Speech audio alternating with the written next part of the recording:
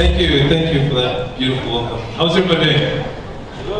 I am from Zim originally, but now I live in London. It's not a joke. I don't know why I was trying to make it a joke.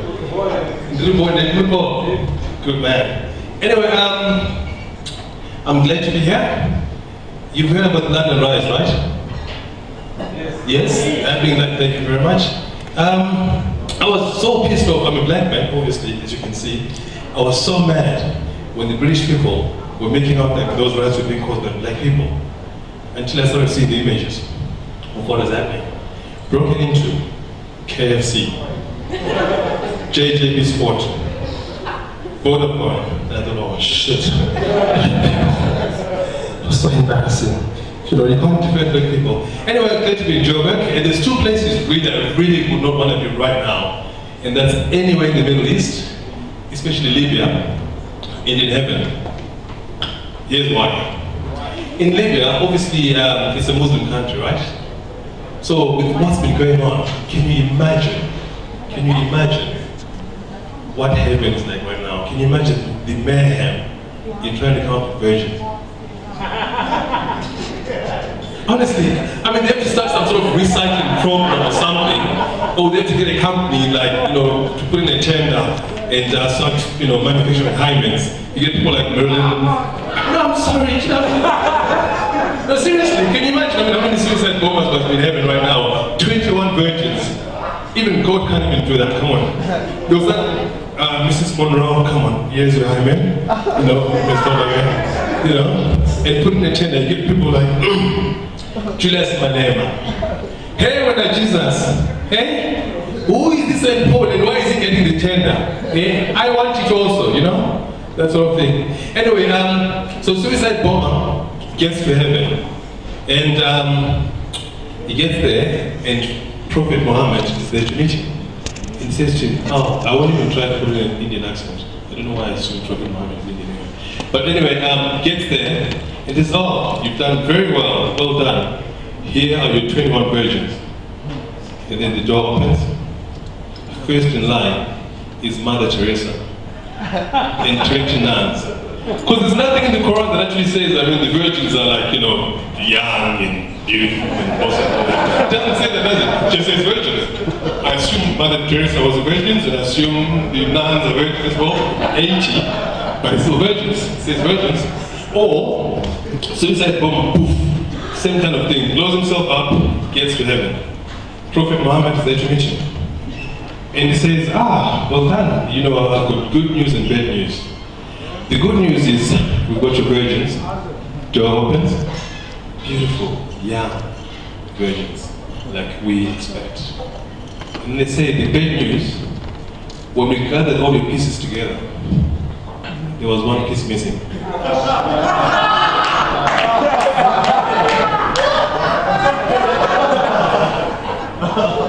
Terrible, terrible. Just God trying to have a bit of sense of humor. Anyway, Libya. Mohammed Muammar Gaddafi. Shame. I'm really annoyed that they sort of like put him out of power, because really he was my favorite person. Only because of his name. It's so presidential. I mean, it's not the brightest, you know, light in the house. It's not the sharpest tool in the shed. Because it's not very clever, is it? Because I'll tell you why he's not clever. This is one of his speeches just before they put him out of power. He was trying to win people back. He says to us, how dare you do this to me? How dare you? You know? I gave you electricity. If it wasn't for you, you'd be watching television in candlelight. No. It is true. It is true. It's a true story. I'm not making it up. I never make it up. Anyway, so his name so presidential, because I mean most presidents are presidential. That's the only reason why they're in power anyway. You know, Ibrahim Badamasi Babangida, nice beautiful name. Robert Gabriel Mugabe, my president, beautiful name. You know, then you got Nelson Rolihlahla Mandela.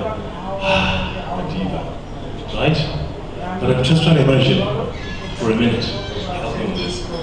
What if Nelson, oh, by the way, Nelson Rolihlahla Mandela is such a beautiful presidential name.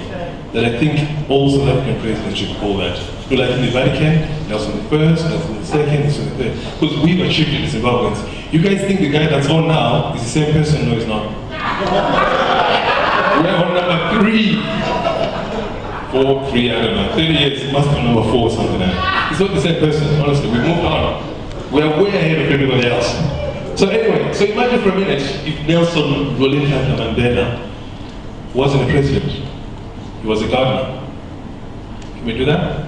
Yeah. He'd be like, "Murder, I have finished pruning the roses. All the weeds have been liberated. I have planted the roses. I have planted the marigold, the daffodils. The lawn is looking very, very wonderful. Very wonderful indeed.